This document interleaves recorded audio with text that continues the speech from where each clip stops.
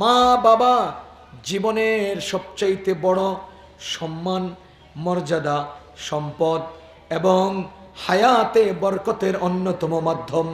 সুতরাং আমার হায়াতের জন্যে আমার মা বাবার দরকার, আমার সম্মানের জন্যে আমার মা বাবা দরকার, আমার সম্পদের জন্যে আমার মা বাবা দরকার, আমার সন্তানের জন্যে আমার মা বাবা দরকার।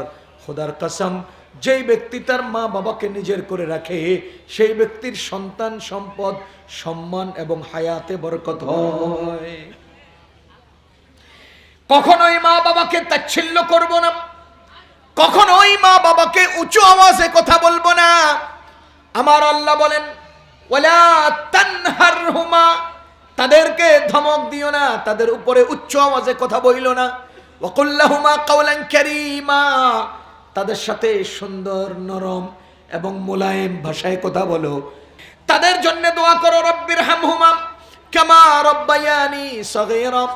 উলামায়ে কেরাম এখানে আছেন, ছাত্র ভাইয়েরা আছেন, আপনারা ভালো করে বুঝবেন। দেখেন তো, আয়াতের শুরুতে আল্লাহ তাআলা কি বললেন? রব্বি, রব্বি, হে আমার রব, হে আমার রব।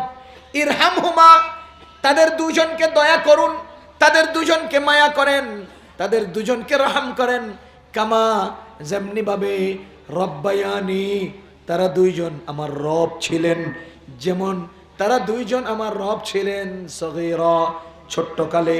ও ভাই, খেয়াল করেন, একই দোয়াতে আল্লাহ নিজেকেও রব বলেছেন, মা বাবা দুইজনকেও রব বলেছেন।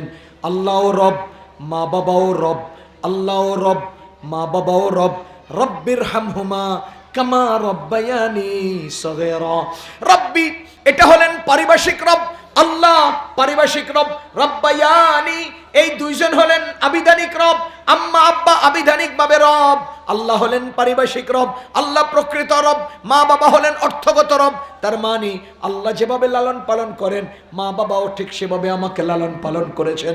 আল্লাহ সবসময় লালন পালন করেন, মা বাবা আমাকে ছোট্টকালে লালন পালন করেছেন।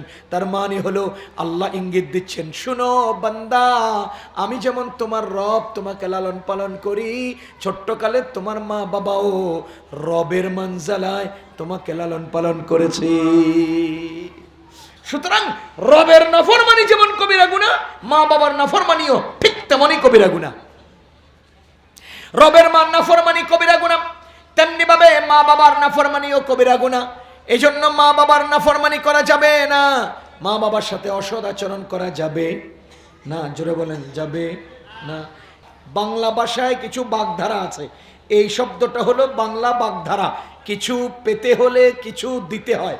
আমার সম্মান পেতে হবে, আমার সম্পদ পেতে হবে, আমার বলেন হায়াত পেতে হবে, জীবন পেতে হবে, আমার সন্তান পেতে হবে, তাহলে মা বাবাকে সম্মান দিতে হবে।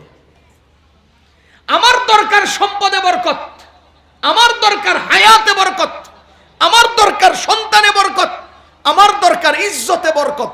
এখন আমি এগুলো অর্জনের জন্য আমার মা বাবাকে দিতে হবে সম্মান, মা বাবাকে দিতে হবে শ্রদ্ধা, মা বাবার সাথে করতে হবে সদাচরণ, মা বাবাকে নিজের করে রাখতে হবে।